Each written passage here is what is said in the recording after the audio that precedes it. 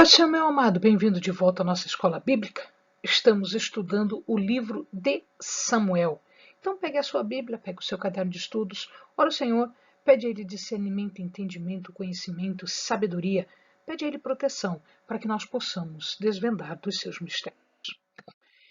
Nós vimos então na história de Saul, que foi o primeiro rei, o início do seu reinado, o destaque que Davi teve durante o reinado de Saul, a fuga de Saul por conta deste ciúme absurdo do rei. E agora vamos ver Davi entre os filisteus, os grandes inimigos do povo de Deus. Então aqui nós temos 5 partes em que se divide esta última parte da história de Saul como rei.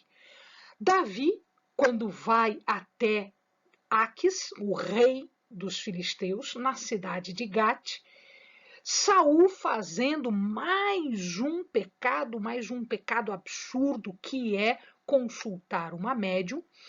Davi, que foi arregimentado pelo exército filisteu como sendo o guarda-costa do rei, agora é rejeitado pelo exército filisteu numa providência divina bastante grande. Depois, a guerra que Davi trava entre ele e os amalequitas, e enquanto isso, a batalha que está acontecendo entre o povo de Deus, Israel, e os filisteus. Né? Então, vamos ver toda essa parte aqui agora. Davi, fugindo do jeito que nós vimos no último vídeo, só tinha uma solução. Ele viu que não haveria paz para ele enquanto ele estivesse na terra de Israel. Então, ele poderia ficar tranquilo se ele fosse para os filisteus, o grande inimigo do povo de Deus. Então, ele foi para Gate conversar com o rei dos filisteus que estava em Gate, que era Aques. E é interessante que, desta vez, Aques aceita Davi, muito provavelmente porque ele viu o que Saul estava fazendo com Davi, ele percebeu que a história se espalha, então ele viu que Davi não era uma pessoa grata aos olhos de Saul e, portanto, agora não ofereceria mais risco para os filisteus se ele ficasse lá. Como é o rei, ele poderia dar a terra que ele quisesse. E ele deu uma terra chamada Ziglac. Ziglac ficava nas terras filisteias, mais próxima à tribo de Simeão. Tão próxima que Davi podia fazer as suas guerrilhas, poderia saquear tribos inimigas, poderia agir contra os inimigos do povo de Deus. E assim, indiretamente, ele protegia, porque ele estava ali, né, na divisa, ele protegia o povo de Israel. De uma certa maneira, Davi cai às graças de Aques e Davi e os seus homens passam a ser a guarda pessoal de Aques. Aques, o rei filisteu, tinha como protetor pessoal Davi e os seus homens. Olha que coisa interessante, como Deus faz as coisas. Então, finalizando a fuga, né?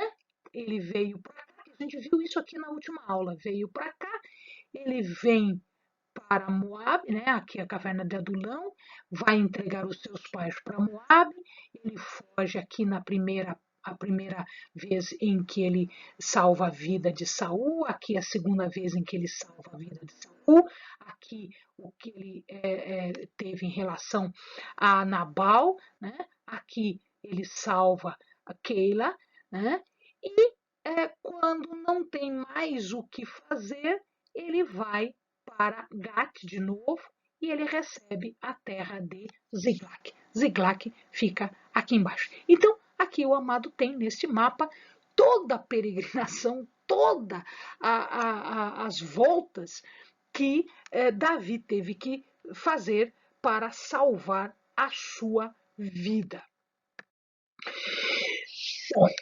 Os filisteus estavam acampados, eles ainda faziam guerra contra os israelenses. Samuel havia morrido há pouco tempo, então Saul não tinha ninguém. A estola sacerdotal havia sido levada para Davi e ele não tinha a quem consultar, mesmo porque as pessoas que ele consultava não lhe respondiam. Deus simplesmente fechou as portas e não fazia nenhuma resposta para Saul. Então Saul foi até uma cidade próxima, uma cidade chamada Endor, e lá ele encontra uma médium que fazia necromancia, ou seja, que ela ouvia a palavra dos mortos. Então, ela, com medo, ela sabia que não podia fazer aquilo tudo. Saul garante a ela que não vai acontecer absolutamente nada de mal para ela, né? E ele acaba querendo saber que ela faça uma consulta. E nesta consulta vem a palavra confirmando tudo que Samuel já havia dito para Saul, que o reino seria tirado dele, que ele não teria descendência, que havia uma pessoa no lugar dele e que ele não resistiria, ele iria morrer. Ele estava em jejum, E esta médium, então, fez com que ele comesse. Olha que coisa interessante. Saul, ele tentava, do jeito dele, sem jeito dele, ele tentava agradar a Deus, porque ele estava em jejum exatamente porque haveria uma guerra. Só que este jejum não era garantia de vitória nenhuma, então ele achava que fazendo isso Deus iria ouvi-lo. Depois que ele ouviu tudo que ele tinha que ouvir, toda a palavra de confirmação da desgraça na vida dele, ele acaba ouvindo, ele faz um acordo com a médium. E a médium faz comida para ele e ele come. Ou seja, ele quebrou o jejum que ele mesmo tinha feito. Ele fez um acordo, então, em vez de ele fazer o acordo com Deus, ele fez um acordo com uma idólatra, com essa mulher. Ele cai em si, ele já sabe que está perdido, tá? Ele comete inúmeros erros, inúmeros. O erro maior de Saul foi a sua obsessão, foi a sua teimosia, foi a sua desobediência, foi o seu orgulho, foi a sua arrogância. Isto fez com que ele perdesse tudo que ele tinha. Ele afronta a autoridade espiritual de Samuel. Ora, quando ele afronta a autoridade espiritual de Samuel, ele está afrontando a autoridade de Deus. Porque Samuel é o representante de Deus. Ele é um profeta de Deus que tinha sido mandado para auxiliar Saul, mas ele não quis isso. Então, eles se confrontam duas vezes, tanto em Gibeá quanto em Gilgal, que a gente já contou essa história para o amado. E Samuel humilha Saul nestas duas vezes, na frente dos seus homens. Então isso para ele foi terrível, foi demais. E na última vez, em Gilgal, rompe-se a ligação que havia entre eles. Inclusive o Senhor retira de Saul o espírito. Depois Saul vai com um ódio mortal, um ódio que não se explica, ele vai perseguir Davi. Ele persegue Davi para matar Davi. E ele culmina os seus erros, ele culmina os seus pecados com uma consulta a uma médium. Ele mesmo tinha dado ordem de que a pessoa que fizesse isso deveria ser morta. Haveria morte para aquele que consultasse uma médium. Ele mesmo deu a ordem. Ele mesmo. E ele faz esta consulta. Ou seja, sobre ele já estava determinada as consequências dos seus inúmeros pecados. Nesse meio tempo, enquanto Saul está fazendo isso, Davi está na corte de Ax, dos filisteus, e eles vão se mover para a guerra contra Saul. E Ax está seguro de que Davi, estando com ele, ele vai ganhar e vai acabar de vez com Saul. Saul se acampa, ele vai ficar acampado contra os filisteus numa cidade, a cidade de Sunem, que está aqui, ó, perto de Afec, aquela primeira batalha que nós já vimos. As tropas dos filisteus estão perto também de Afec, neste vale aqui, que é o Vale de Jezreel. E aí, Saul manda suas tropas para a cidade de Jezreel, que fica perto do Monte Gilboa. O Monte Gilboa está aqui. Então, Jezreel está aqui, o Vale de Jezreel aqui. Ele estava em Sunem e vai para Jezreel. E nesse momento, os generais, os soldados de Ax ficam com medo de Davi. E eles dizem para Ax, melhor ele não ir, porque no meio da batalha ele pode se voltar contra nós. E eles estavam certos. Na verdade, Davi estava fingindo ali. Então, Ax despede Davi em paz, pode ir, sem problema, eu não vou achar ruim nem nada. E ele volta para Ziglac, que é a sua cidade, a uns 40 quilômetros dali, ou seja, um dia de viagem. Naquela época, lembrem-se que não tinha carro, eles iam a pé. Então eles andaram quase o dia inteiro até Ziglac. Quando ele chega em Ziglac, quando ele chegou na cidade dele, ele viu a cidade dele saqueada, toda queimada, tudo que eles tinham, inclusive as suas famílias, tinham sido levados pelo rei amalequita, pelo povo amalequita. Davi vai até Abiatar, porque Davi pergunta para Deus, ele não faz nada sem perguntar para Deus, Abiatar está com ele pergunta, o que eu devo fazer? Vou atrás ou não vou? Eles já estavam cansados, eles estavam com fome, eles tinham andado o dia inteiro. Deus diz, vai atrás. E o povo fica zangado, porque, afinal de contas, as coisas deles tinham sido levadas porque Davi estava se preocupando com as coisas dos outros.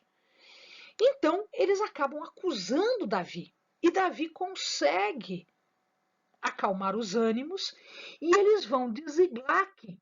Eles correm atrás dos amalequitas e eles vão até o ribeirão, aqui, o ribeiro de Bessor, aqui, esse aqui é o ribeiro de Bessor, esse ribeiro ele chega, as águas do ribeiro ele chega até Berseba, né? Ali, parte da sua tropa não aguenta mais, porque eles estão o dia inteiro andando, e eles já estão cansados, em ritmo de perseguição. Então eles ficam ali, as coisas ficam com eles, então um terço da sua tropa fica ali parada, que não consegue mais dar um passo, e os que conseguem vão com Davi, eles entram, né, no território de Amaleque, que fica aqui embaixo, nesse desenho, aqui embaixo. Muito bem, na ida, Deus providencia que eles encontrem um egípcio, que era servo dos amalequitas, era um escravo dos amalequitas, e quando eles encontram esse egípcio, eles negociam a vida do egípcio pela localização do acampamento amalequita. E o egípcio conta onde está, e eles honram a vida, né? Deixam o egípcio. E eles correm então até o acampamento. Eles estão exaustos, eles estão cansados, eles estão com fome, eles estão muito irritados.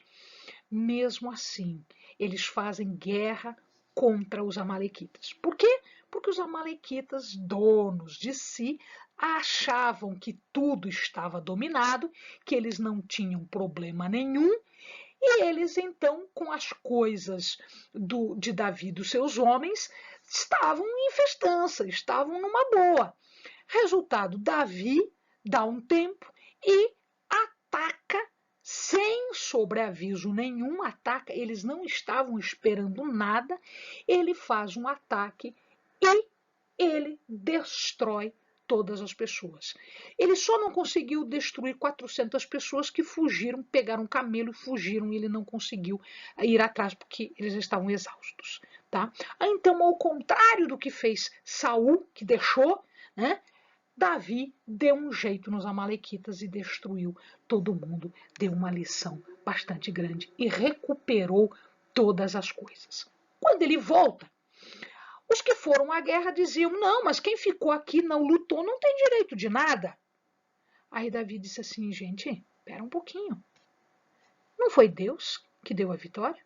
Não foi Deus que fez com que a gente achasse o egípcio? Não foi Deus que fez com que eles não estivessem em prontidão, que eles estivessem se achando sem dano, sem nada, e nós pudemos... Né? Não foi Deus que devolveu tudo para nós? Então é de Deus. Se é de Deus, você não tem que dar opinião. Quem ficou cuidando das coisas tem parte no espólio de guerra. Amém, amado? Quem fica em oração, quem não vai à guerra, quem não vai lutar, quem fica em oração, quem fica cuidando das coisas, também tem parte na vitória. Então se estabeleceu ali uma coisa diferente de que existia antes. Quem faz este trabalho também tem parte, porque a vitória é de Deus. A vitória não foi deles. Portanto, não lhes pertence. Pertence a Deus. E Deus faz o que ele quer com o espólio. E neste caso, ele divide para todo mundo o espólio. O que era deles, a família, mais o que eles tiraram da vitória contra os amalequitas. Nós temos uma lição, meu querido. Deus estava com Davi? Sim. Olha lá, Deus não deixou Davi ir à guerra contra os filisteus. Quando ele chega lá, o caos imperava. Davi se recusa a interpretar isso tudo como oposição de Deus, como castigo de Deus. Não, não é castigo, é oportunidade de Deus. Deus estava com Davi quando ele consegue dispor o coração dos homens para uma campanha militar com fome, faminto, sem condição. Deus dá esta condição para eles. Deus permite que um escravo amalequita seja encontrado com vida e sabendo onde o acampamento amalequita estava. Deus permite que os amalequitas, por conta da sua arrogância, do seu orgulho, da sua prepotência, não consigam se defender de homens que andaram o dia inteiro, cansados, com fome, mas ainda com capacidade de vencer. Deus está na condição que, se você com os olhos humanos olhar, diz, não tem condição disso. Pois é, mas para Deus tem. Para Deus sempre existe. Deus permitiu que eles voltassem com as suas famílias, permitiu que eles voltassem com os seus bens e permitiu que eles voltassem com o espólio de guerra, né? Acabando com o poderio dos amalequitas. Então, Saul estava lutando. Saul não cumpriu as ordens de Deus. Saul perde o trono, perde a sua descendência, perde a sua vida. Esse é o resultado da oposição a Deus. Na guerra contra os amalequitas, contra os filisteus, os seus filhos morrem primeiro. Eles são mortos na batalha. Ele é ferido, mortalmente ferido. E para que ele não seja humilhado e não caia nas mãos dos filisteus, ele pede para o seu escudeiro matá-lo, mas o seu escudeiro não faz isso porque ele é ungido do Senhor, ele não pode fazer isso, isso é um pecado.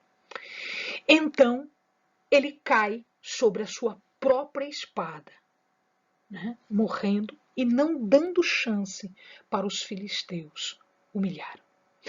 De qualquer forma, eles pegam o corpo de Saul e dos filhos de Saul e eles estendem, penduram esse corpo na cidade de Bet-Shean. Então eles estão aqui, ó, Jezreel, Vale do Jezreel, estão aqui lutando.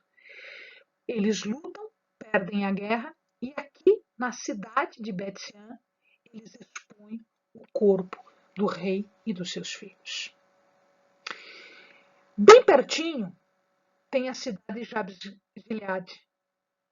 Esta cidade de Jabes de Gileade foi salva por Saul quando Naás havia atacado, sitiado Jabes de Gileade.